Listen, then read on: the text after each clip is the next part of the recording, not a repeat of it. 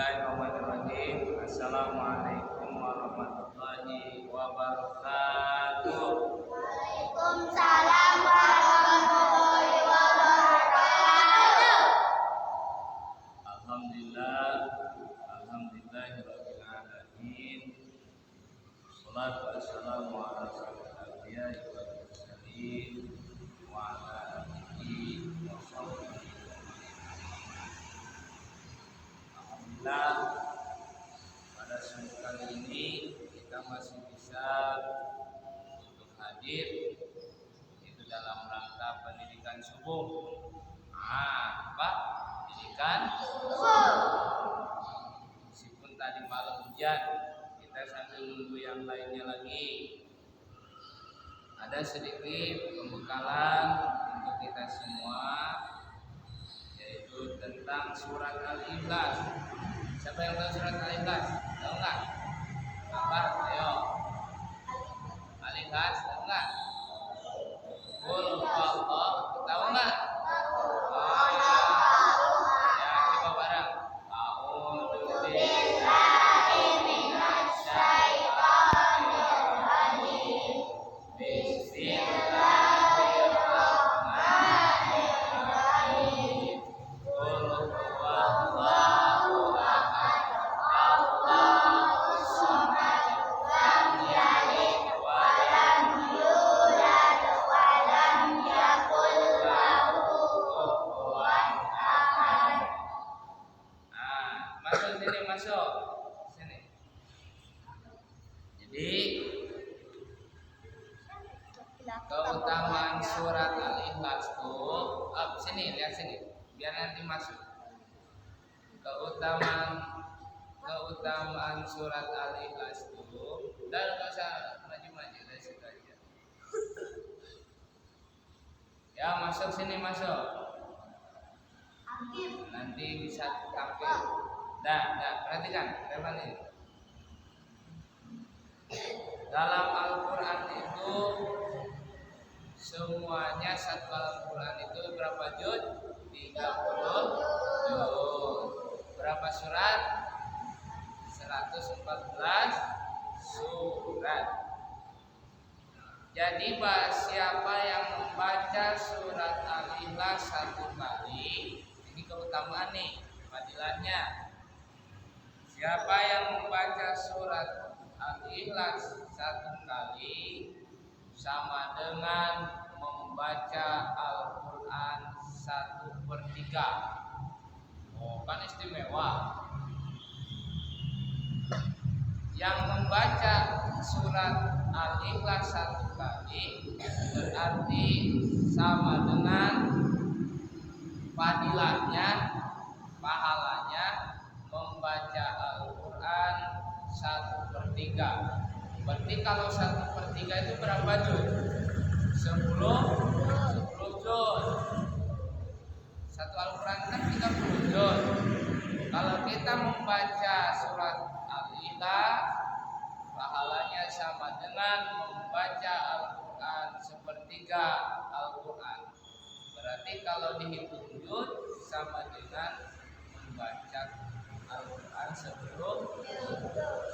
Berarti kalau kita membaca surat Al-Ikhlas 3 kali, pahalanya sama dengan berapa? 1/3 tambah 1/3 berarti kalau membaca Al-Quran, berarti kalau membaca surat Al-Ikhlas 3 kali sama dengan pahalanya kita membaca Al-Quran 1 tamatan. Oh, istimewa tuh.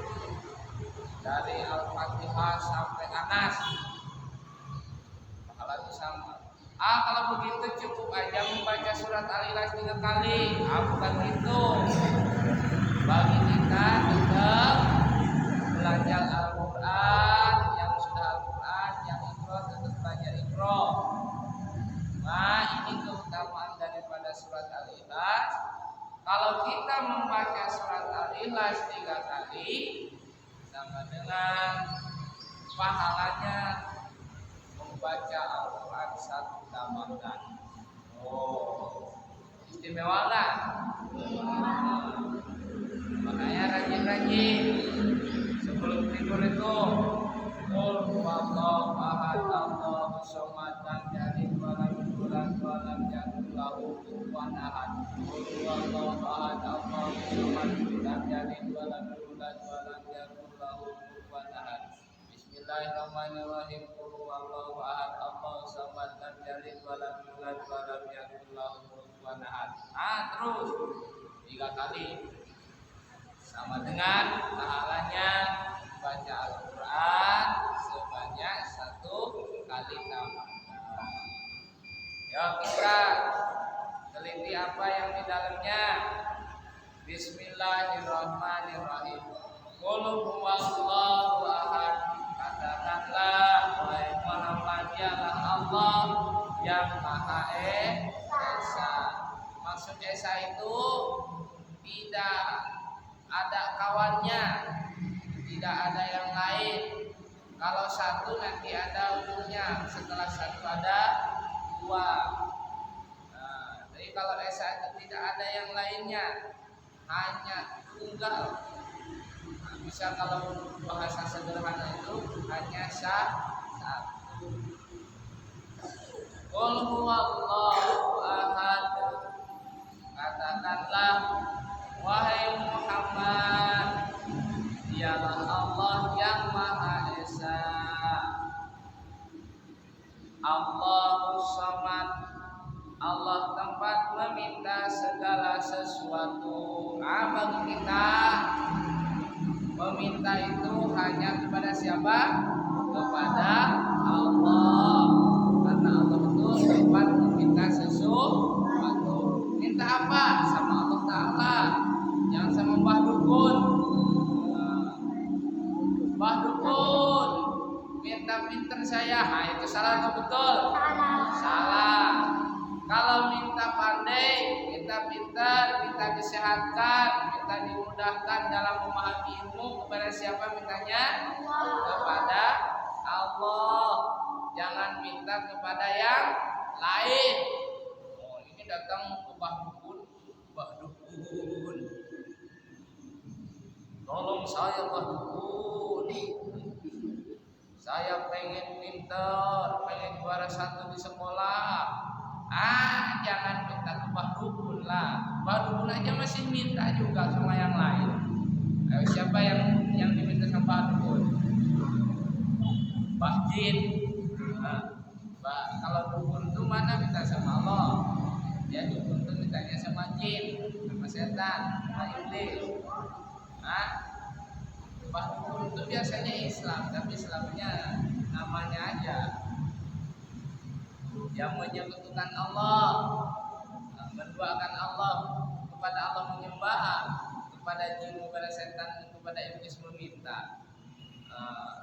Itu minta bantuan kepada yang lain. Ngapain kita minta kepada Mbah Dukun umpamanya?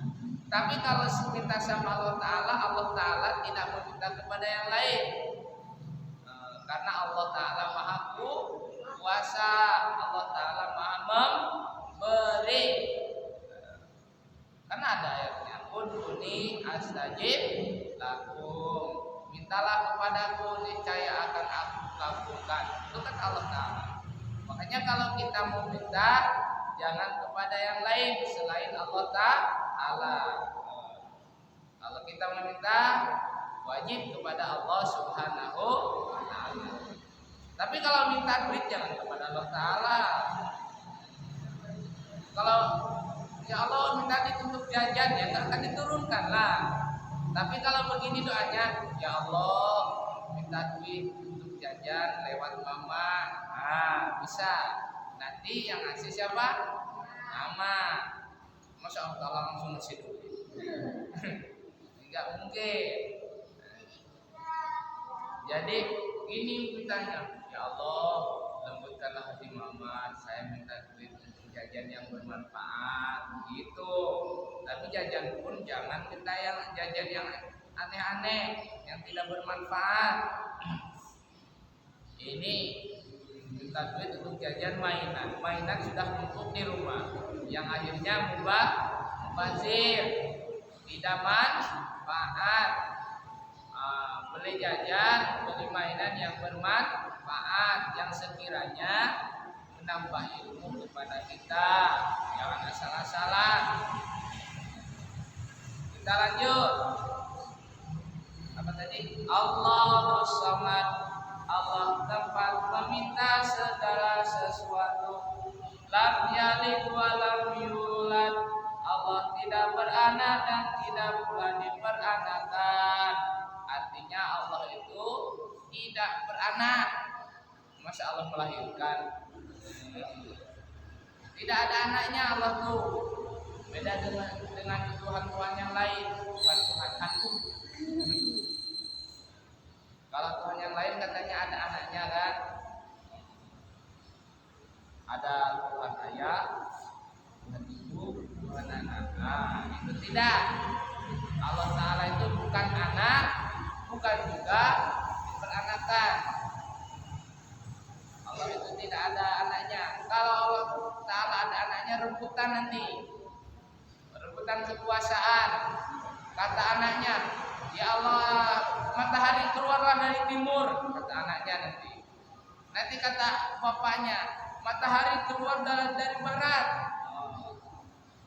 Kata mamanya, matahari keluar dari utara. Oh, bingung matahari. Yang akhirnya hancur dunia. Ingat, Allah itu tidak beranak dan tidak pula diperanakan. Jadi jangan beranggapan kita bahwa Allah itu punya anak dan beranakan. Kita lanjut sedikit lagi. Allah itu tidak beranak dan tidak pula diperanakan.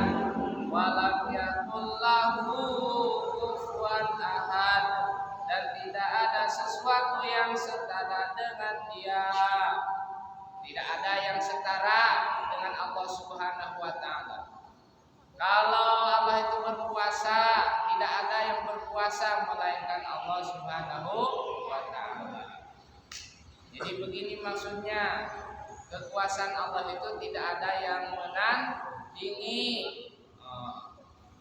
Pak Presiden berkuasa, iya. Ketika di Indonesia, ketika di negara lain bisa berkuasa enggak? Enggak. Tapi Allah Ta'ala berkuasa di semua negara umpamanya. Berkuasa atas segala sesuatu. Berkuasa menghadirkan sesuatu umpamanya, menghadirkan Aan. Berkuasa Allah Ta'ala. Allah Ta'ala berkuasa memberikan